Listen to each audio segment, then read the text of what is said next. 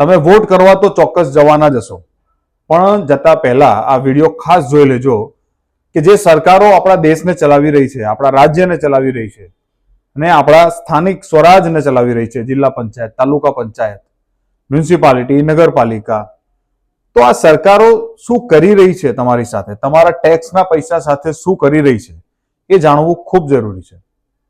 જો એ લોકો આ પૈસાનો સદુપયોગ નહીં કરે અને તમારા જ મહેનતના પૈસા તમારા ઉપર પાછા નહીં આપે અને પોતાના ઘર ભરશે, તો પછી આ દેશનો વિકાસ ક્યારેય નહીં થાય, તમારો વિકાસ પણ ક્યારેય નહીં થાય. તો એક આપણા જ સાથે જાગો ઇન્ડિયા સાથે જોડાયેલા એક જાગૃત નાગરિક અને અમદાવાદના જ સોશિયલ એક્ટિવિસ્ટ એક માહિતી લઈને આપના સુધી પહોંચાડવા આવ્યા છે. તો એ માહિતી હું ઈચ્છીશ કે જાગો ઇન્ડિયાના દરેક આપણા જે મિત્રો છે એ આ માહિતીને સમજે અને અમદાવાદ મ્યુનિસિપાલિટીને લગતી કેટલીક આંકડાકીય માહિતી તમારી સમક્ષ મૂકવા માંગે છે. તો આ માહિતીને સમજો, વિચારો કે આપણે કોના હાથમાં સત્તા આપી રહ્યા છે, શું હવે સત્તાનું પરિવર્તન કરવું જરૂરી છે કે નહીં, એ વસ્તુનો જવાબ તમારે જાતે આપવાનો છે. આપણે આ માહિતીને તમારા સુધી પહોંચાડીશું આ વિડીયોના માધ્યમથી. આગળની તમામ માહિતી આગળના વિડીયોમાં મિલિંદ શાહ નામના આપણા સોશિયલ એક્ટિવિસ્ટ છે, જાગો ઇન્ડિયા સાથે જોડાયેલા છે, ખૂબ સારી માહિતી આપે છે આપણને. તો એમના મોઢેથી આખી વાત સાંભળીએ અને આ વિડીયો જોયા બાદ તમે નક્કી કરજો કે તમારે વોટ કોને આપવો છે, ભ્રષ્ટાચારને કે પછી ભારતના વિકાસને, કે પછી વિકાસના ખાલી વાયદા કરનાર, ફાકા ફોજદારી કરનાર પાર્ટીઓને.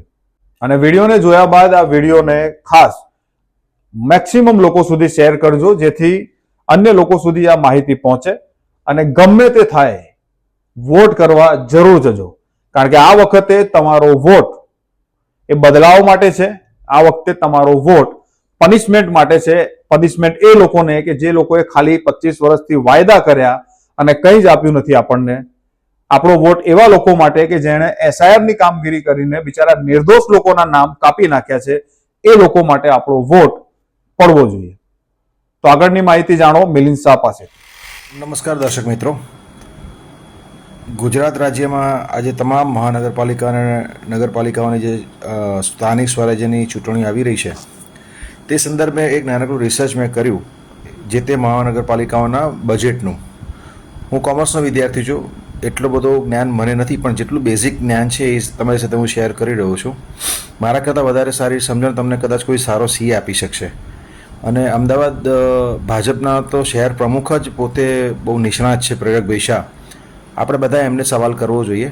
અને જેટલા પણ કોર્પોરેટર ઉમેદવારો અત્યારે ઊભા છે ચૂંટણીમાં ભાજપ વતી, એમને આ સવાલ આપણે કરવાની જરૂર છે. કયા સવાલો તો આપને જણાવું. સૌથી પહેલાં એ જાણકારી આપી દઉં કે 5 ફેબ્રુઆરી 2026 સુધીમાં, હું ખાલી અત્યારે અમદાવાદ મ્યુનિસિપલ કોર્પોરેશનની વાત કરું છું, એની ઉપર જે દેવું છે એ 984 કરોડનું દેવું હતું. અને 2026-27નું એપ્રોક્સિમેટ દેવું 1317.67 કરોડ થાય એવું છે. હજી આપણે એટલે કે અમદાવાદ મ્યુનિસિપલ કોર્પોરેશને વર્લ્ડ બેંક જોડેથી 3000 કરોડની લોન સેન્કશન કરાઈ છે, જે હજી ડિસબર્સ નથી થઈ. જો એ ડિસબર્સ થશે તો એ દેવું 4317.67 કરોડ રૂપિયા જેટલું માતબર દેવું થશે. હવે સ્વાભાવિક સવાલ થાય કે જો આપણે ઉપર દેવું હોય તો એ દેવું આપણે કઈ રીતે ઓછું કરીશું. આપણે કોઈ લોન લીધી હોય તો આપણે એક ચોક્કસ પ્લાનિંગ હોય કે આ લોન આટલા સમયમાં પૂરી કરીશ, આનું વ્યાજ આવશે, આનો હપ્તો આવશે, મારા બીજા ખર્ચા આવશે અને સાથે સાથે મારે કમાણીમાંથી આ લોન પૂરી કરવાની છે. તો ચોક્કસ અમદાવાદ મ્યુનિસિપલ કમિશનર જે છે એ IAS રહે, એટલે એમની જોડે પણ એ નોલેજ તો હશે જ કે આ દેવું આપણે કઈ રીતે ઘટાડવાનું. એટલે આપણે એમને પણ એક સવાલ કરવાનો છે. પહેલો સવાલ અમદાવાદ શહેર પ્રમુખ ભાજપના જે શહેર પ્રમુખ છે પ્રેરક શાહને કરવાનો છે. બીજો સવાલ કરવાનો છે અમદાવાદ મ્યુનિસિપલ કોર્પોરેશનને કરવાનો છે અને કમિશનરને કરવાનો છે. ત્રીજો સવાલ કરવાનો છે આપણે દરેક ઉમેદવારોને કે આ જે 1317.67 કરોડનું તમે દેવું બતાવો છો, જેમાં જે વર્લ્ડ બેંકના 3000 કરોડ દેવાનો સમાવેશ નથી થતો અને થાય તો 4317.67 કરોડનું દેવું તમે કઈ રીતે ઉતારશો. શું પ્લાનિંગ છે તમારી જોડે એવું? જો તમે ચૂંટણી ઢંઢોરામાં એવું લખો છો કે આટલા વિકાસના કાર્યો કરે, તમે ખાલી લખો છો, તમે આંકડા જેમ આપણે વર્ષ પૂરું થાય ને એમ આપણે બેલેન્સ શીટ બનાવીએ છીએ, એના આંકડા હોય છે, એવી તમે કોઈ બેલેન્સ શીટ અમને એની સાથે નથી આપતા, કોઈ ડિજિટલ સ્વરૂપમાં નથી આપતા કે કંઈ હાર્ડ કોપી સ્વરૂપે પણ નથી આપતા. તમે ખાલી આંકડાઓની મહાજળ બતાવીને વિકાસના નામે ગાણા ગાઓ છો. હું પણ ભારતીય જનતા પાર્ટીનો સમર્થક છું, પણ અંધભક્ત નથી. પક્ષનો અંધ સમર્થક નથી. મારા માટે દેશ પહેલાં છે, પક્ષ પછી છે. એટલે આપણે બધાએ ભેગા મળીને આ સવાલ કરવાનો છે કે તમે એવું તો શું પ્લાનિંગ કરશો જેના કે આ 4,317.67 કરોડ દેવું ઘટશે. બરાબર છે. હવે પહેલો સવાલ એ આવે કે એ જવાબ આપે પહેલાં આપણે થોડુંક આપણે જે મૂલ્યાંકન કર્યું છે કે એ લોકો બે રીતે દેવા બેઝિકલી કરવેરા નાખીને વધારાની આવક ઊભી કરીને દેવા ઘટાડી શકે. તો અત્યારે ઓલરેડી તમને ખબર હોવી જોઈએ દરેક મતદારોને કે દરેક કરદાતાઓને કે ઓલરેડી અમદાવાદ મ્યુનિસિપલ કોર્પોરેશને જે કમર્શિયલ મિલકત હોય જે આપણે ભાડે આપતા હોઈએ ને, તો એ ભાડે અપાયેલી મિલકત ઉપર એ લોકો ડબલ પ્રોપર્ટી ટેક્સ વસૂલ કરે છે. સ્વાભાવિક છે, કોઈ પણ મકાન માલિક એ ટેક્સ પોતે તો ભરવાનો નથી, એ પાસ ઓન કરે છે ભાડુઆત ઉપર. મકાન માલિક પોતાનો પ્રોપર્ટી ટેક્સ તો પાસ ઓન કરે છે, પ્લસ આ જે નવો ડબલ ઉઘરાવેલી કોર્પોરેશન એ પણ ભાડુઆત પણ ટ્રાન્સફર કરે છે. એટલે એક ભાડુઆતની સપોઝ હું પણ ભાડુઆત છું મારી ઓફિસનો, તો અત્યારે હું ઓન એન એવરેજ 25,000 રૂપિયાનું વર્ષે હું પ્રોપર્ટી ટેક્સ ભરું છું. એ બહુ માતબર કહેવાય. બરાબર. આવા તો લાખોની સંખ્યામાં પ્રોપર્ટીઝ છે જેની પર આ ડબલ ટેક્સ આપણે ચૂકવી રહ્યા છીએ. આપણું શોષણ થઈ રહ્યું છે. બીજી વસ્તુ જે દરેક લાગુ, આ વસ્તુ ખાલી ભાડુઆતને લાગુ પડે, બીજી વસ્તુ દરેક લાગુ પડે છે. 18% જેટલો માતબર જીએસટી આપણે પે કરીએ છીએ. આપણે જેટલી પણ સેવાઓ વાપરીએ છીએ વપરાશમાં રહ્યા અથવા જે વસ્તુ વાપરીએ છીએ બધા પર 18% જીએસટી આપણે આપીએ છીએ. કોઈ હિસાબ નથી પૈસા ક્યાં જાય છે ક્યાં નહીં, શું કરવાનું.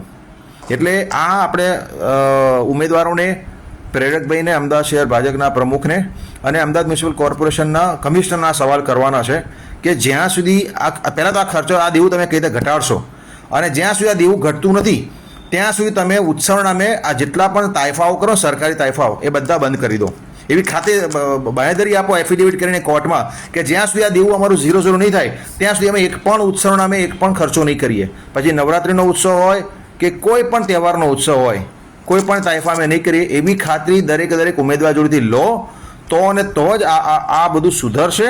નહીંતર આપણે તો વાત રોજે રોજ બગડતી જ જાય છે અને આનો કોઈ સવાલ કરનાર નથી, એટલા માટે વાત બગડતી જાય છે. એટલે સારું છે, હવે લોકો સવાલ કરતા થયા છે.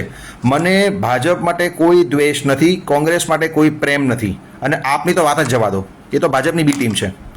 બરાબર. એટલે પણ વિપક્ષ જો મજબૂત નહીં હોય તો હજી આનાથી વધારે હાલત ખરાબ થશે, અને સત્તા પક્ષ જો પ્રામાણિક નહીં હોય તો હજી પણ આનાથી વધારે હાલત ખરાબ થશે. એટલે સમજી વિચારીને મત કરજો, મતદાન કરજો, અને મતદાન કરતા પહેલાં આ ત્રણેય જણને સવાલ કરો, પોતપોતાનો વિડીયો બનાવો અને ઠોકો અમદાવાદ મ્યુનિસિપલ કોર્પોરેશનની વેબસાઇટ ઉપર કે તમે આનો જવાબ આપો.